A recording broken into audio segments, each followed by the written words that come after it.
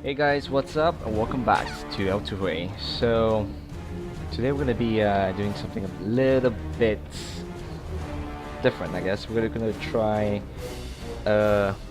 sort of a free flow kind of video right now because of the subject that we'll be touching on. So today's subject, as you can probably know from the title, is about the do's and the don'ts of Acrobats.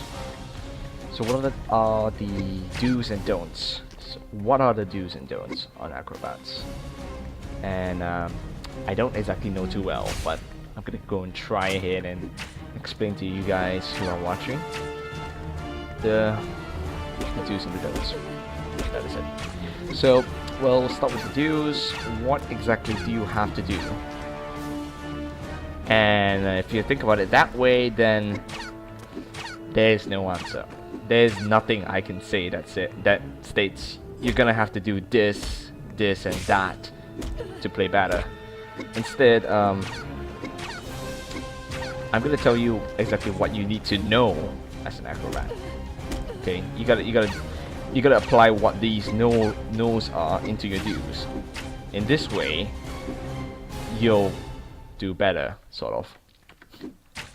Alright, so what are the few things that you have to do? Let's look at my list right here that I came up before I make this video.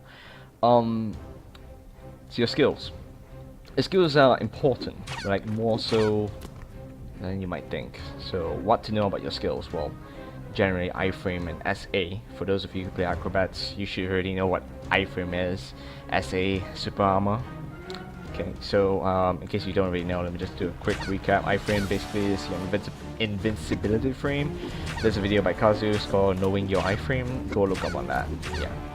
But for the iframes of Acro, it's generally stuff like circle shot, stuff like DSK. That's an iframe. And then you got your movement skills like tumble, tip top, and then chain trampoline. All of them iframes. So understanding your skills iframes is how long, like example, how long they last and what can they dodge, kind of thing. How to use them well is probably your first thing to know about your skills. Super armor as well. Kick shot, I don't know. This is debatable. Kick shot is, it does have super armor. It's just that extremely low. Yeah. Kick shot can't really tank much, but it can tank very light attacks. And another super armor is like second kick. This actually tanks quite a decent bit.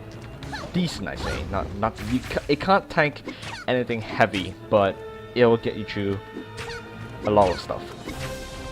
Right, and then what else? Stuff like Divine Rage, which is both a combination of iframes and SA. For those of you who don't know, it's pretty good. Yeah, learn to use it. So, what are other things to know about your skills? Your AoE. I know what you're thinking. Acrobats don't have AoE. They are single target classes, and actually you'd be surprised in that. Stuff like EDEX is a huge AoE. You gotta know, obviously I don't have EDEX here to show you, but you gotta know exactly how big your skills AoE are. For example, ED will hit over here. It's gonna grab the cooldown elixir. It will not hit over here. No, actually I think it might hit. Yeah, it will hit over there. But anything further than that, no. You gotta know each skill's AoE. Like bind shots AoE, bind shots EX AoE. DSK EX is a bigger AoE compared to DSK. That was some sort of kick for those of you who don't know. And yeah, you gotta know all of that. You gotta know exactly how big your Spiral Edge AoE is so that people don't just walk out of the range. Okay, moving on. We're still in skills. Your cooldowns. Your cooldowns are a extremely big factor. Let me just try to state some examples off the top of my head. For okay, we'll do some with DSK. A lot of times people make this common mistake where they think PvP is the same as PvE, but it's not really. Let me just try and demonstrate. A lot of people will start with a Boomerang Kick and then they do a DSK and then they try to follow it with a Bind Shot, and when they try to do a DSK again they find out no, DSK is not going to come out because it is on CD. As you can see at the top of my minimap right there. Other examples of not having CDs, sometimes when you try to follow up the skill, say you manage to catch them off their feet with Spiral Kick, and then you turn around to look at Willow Kick and it's not there because the skill's on CD, and what just happened was that you kind of wasted an opportunity, or you just burned the catch opportunity away. So other CDs. Oh, another very common example is you use Eagle Dive earlier and then you try to go with a tip top to Eagle Dive, but nothing happens. And this is one of the biggest mistakes that acrobats can do. Is not knowing their CDs. Because if this was a real situation, what I would have done was just place myself in front of my opponent for a free hit. And a free hit in PvP, especially high level PvP, is extremely fatal. It can decide the win or lose of the game. Right. So in general, you kind of want to know exactly what you're trying to do at all times. Like if I wanted to do an Eagle Dive, tip-top Eagle Dive over there, then I better make sure I have that Eagle Dive ready. If I didn't want to do an Eagle Dive, if, say example, I wanted to do a tip-top, yeah, which works, and then follow down with a moon kick, it works. But you just gotta know exactly what you're trying to do. And then what else? Your hotkeys. This is an interesting subject to touch on. Let me just bring my cursor out so you guys can see this. So you can see on my hotkey bar right down here, it's pretty interesting. In a way that I've arranged most of the skills which I think I have to use instantaneously. Example like HD, I would put on the front. Kick shot, one of the fastest cooling down skills in the game, I put in the front. Blooming kick, again very situational, but if I want to use it, then I rather have it on my front. Okay, bind shot and so on, Eagle Dive as well. Why Eagle Dive, you might ask? Because I don't want to do this. I know you can actually activate Eagle Dive using your mouse click, but I don't want to do this because it's slower. Can you imagine if I did this, then I can't activate Eagle Dive anymore because I can't do that normal shot. That, and it's generally slower, so I'd rather put that on my hotkeys. And some of you might be wondering, you're asking, why am I not using the most left and most right hotkey bars? Slots. Sorry. I'm just one of those people who don't generally need all of it to be on the front, and at the same time the sort of new extra slots came in. It kind of messed with me, so I decided to put and arrange my hotkeys back as if they were not there. You can see on my second buff, I have my Whites of the Owl buff, my Spirit Boost buff, which I know I'm not going to use as often. Willow Kick is on here, so this is actually quite interesting. Why did I put Willow Kick on here? Although it would be nice to put Willow Kick on the front, I felt that Willow Kick was one of the skills that I didn't need at the front, simply because of how it worked. Again, knowing how the skills work is important. Most of the time you use Willow Kick as a kind of like a follow-up or a combo. Yeah, a follow-up to a combo, what am I saying?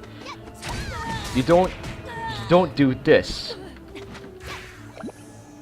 You don't walk up to your opponent and just randomly Willow Kick towards them. No, that will get you in trouble. That will almost never work. I mean, it can work, but almost never, and I've never seen anyone who has actually actively used it like that. So yeah, Willow Kick is on the other side, and what else is on the other side? My other Rage of the Owl buff, as you can see, is down here. Ultimates, my Monster Heraldry. That is it. I don't need to use everything. In fact, I much rather keep the second hotkey as empty as possible. And the reason why I want to do this is because, as you can see, as I tap between the first and the bottom, it's actually quite easy to spot and know like which is my second and which is my first. Imagine if both my second and first were full. I mean, I can't do that. I can't put kick shot down here like that. But this is gonna confuse me now. I mean, you might say, yeah, having them both down here just means that it doesn't matter what tab I'm on, I can always press kick shot, which is, you might have a point over there and say that, yeah, it is useful. But to me, that's confusing. Because if I put the same skills on the same hotkey bar, then I'm gonna be confused as to which hotkey bar I'm actually using at the moment, and that's gonna affect how my PvE is gonna play out. So yeah, then the other thing to do, here's what you're gonna have to try for this. You're gonna have to put your hands on the keyboard for this. So if you're eating chips, go wash your hands or something, right? As you can see, my hotkeys generally starts from 1 to 4. 1, 2, 3, 4. And then from there, X. Following that, Q, E, F, R, and C. Now, I want you to basically put your hands, your left hand, or if your right hand, whatever hand you use for the keyboard, on your W, A, S, and D. And just try and picture 1, 2, 3, and 4, Q, E, F, R, C, and X. And you start to notice all of these keys are within my range of my WASD hands, right? And this is one of the major reasons why I can play so well.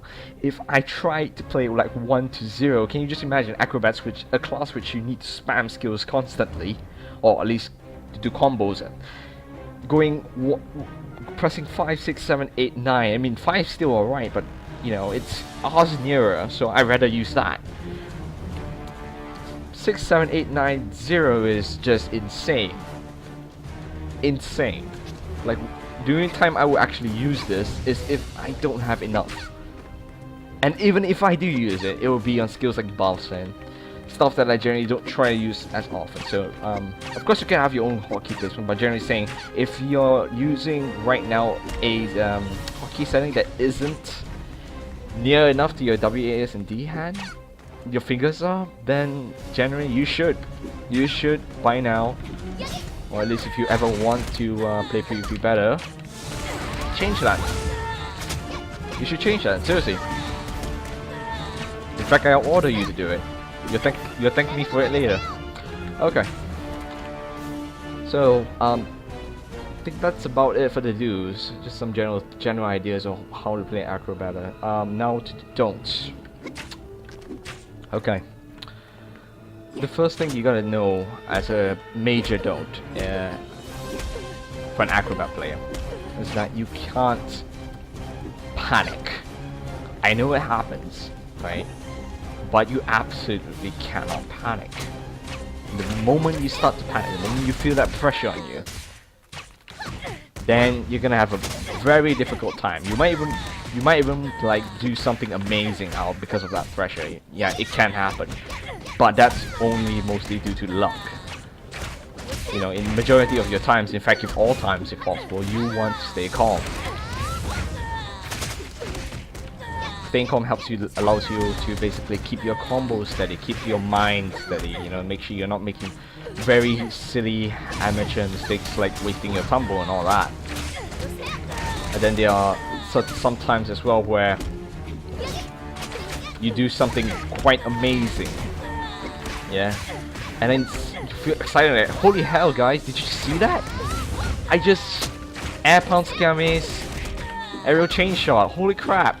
And then before you realize that you broke your combo, you broke your stance.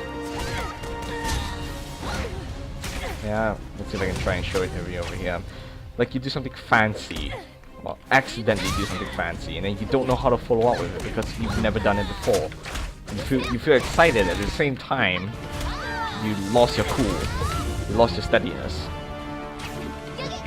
So whatever you do, try to always maintain a focus. Like going back to always knowing what you want to do and you don't. I mean, always knowing what you want to do, earlier explained in the do section. Let's see, what else? The other thing I probably won't say is that, or I probably will say, not won't, why did I say that? Don't rush. Majority of times at least. There are times when you want to rush, like, for example, KOF map, which this so happens to be one. And you see a priest on the other side, you know he's gonna cast those buffs, right? And I want to stop him from casting the buff. Of course you want to rush. You know, I want to stop him from casting the buff, because if he casts the buffs, I'm gonna have a more difficult time. I'm gonna have to, you know, play harder, because suddenly his life feels double or something. Yes, and I will agree, there are times where you want to do that. But at the same time, using the same pre-scenario, if I just blindly rush, I might just eat the relic doorbell. Someone will answer that. Okay. Yeah, if I just blindly rush, and he casts a relic, say he casts a relic right over here, which plants it on him, I'm gonna rush into that relic. I'm just gonna run into that, and forgive me guys for the annoyance. I'm gonna go close the door so that you don't hear this as loud. And yes, I have a very weird doorbell. That changes music every once in a while. Okay. I'm just gonna blindly rush into that relic that he just dropped. And then he's gonna be able to cast all the balls without problem. No problem at all. He's gonna cast lightning on me or whatever. So, as an Acrobat, what I'll say for the don'ts is don't try to rush. Only rush when you feel it's absolutely necessary, or when you feel you absolutely have like 100% confidence, and I mean 100%, to catch the opponent. Okay, and even if, let's say, a situation comes out where, you know, nobody's moving, he wants you to rush, you want him to rush, what you can do is just bait him a little, in a way. Like, one of the best examples, which I will show you right here, is this chain tram like right behind him. This dumb's not gonna move in. What that would trigger is basically he sees you are rushing to him, so he's gonna do the first thing that he has in his mind. Okay, he rushes me, so I'm just gonna, like, say an outram is I'm just gonna move away. I'm just gonna take my helicopter thingy and just tumble away or something. Or I'm gonna jump up in the air and do a rocket jump, whatever. And why this is good is because you have tip top. They don't.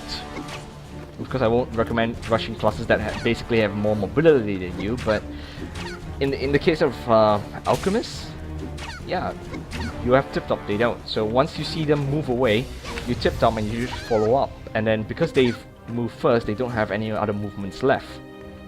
And then you can start to charge. But don't blindly do... Oh god, that's very quick. Don't blindly just jump in and like that and then expecting it to hit. Because most of the times it will not hit. And then you'll screw yourself. Yeah. There are times where you can, which I may explain, but not in this video. Because it's gonna be it's quite a long video, seriously. It's quite a long video. So I'm gonna try and keep it as short as possible so you guys don't get bored of by my voice. Okay, let's see. Don't always rush, because that will generally put you in a bad situation and you'll like lose from it. And the second thing is your... Oh my god.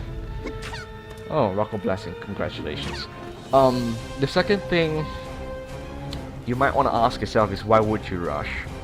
If there was a situation where you can actually just like walk up to an enemy and just approach them, like, then they panic so they move away without you having to use chain trampoline or anything, basically running in, then why would you? Yeah? Unless there was a good reason to do it, then don't. Simple as that. Okay, now let's see. Oh yeah, we're on our last item, so hopefully we'll get this video under... I'm hoping under 20 minutes, but that might be a dream right now. So, what's the last one? Oh yes, don't force your combos. Right, for newer acros or even average acros, you'll find a lot of times where you combo a target and then you don't have anything to follow up, and then you recall that you watched Fallout did something like this or something like that, and then you want to try and do it. And what I would say to that is, don't. If you aren't confident about your combo, if you're not confident that you can continue your combo, then let it go. Unless it was a life and death situation where, you know, you're on your last 1000 HP and the next hit's gonna take you away and then you really can't let him go. Unless it's that, then generally don't. Why would you follow up? Why would you want to put yourself in danger where you know you're just gonna get knocked away? You're gonna give him a good opener to start his combo on you. A good reason to do it. Yeah? And here I'm just doing some random combos while talking over. Okay, so let me try to give an example. Oh, okay, the murked dummy lagged out over there, so... Or was it me? I think it was me. Anyways, yeah, we're coming to the end of the video, so I'm gonna disconnect soon, so I'm just gonna make it short. If you can't continue your combo, just let it go. Just let it go. Alright, that's me done for the day. Hope you guys enjoyed the video. Oh, I didn't lag out. It was the murk. And as always, thanks again for watching. Let me know what you wanna know next on L2A. See you guys.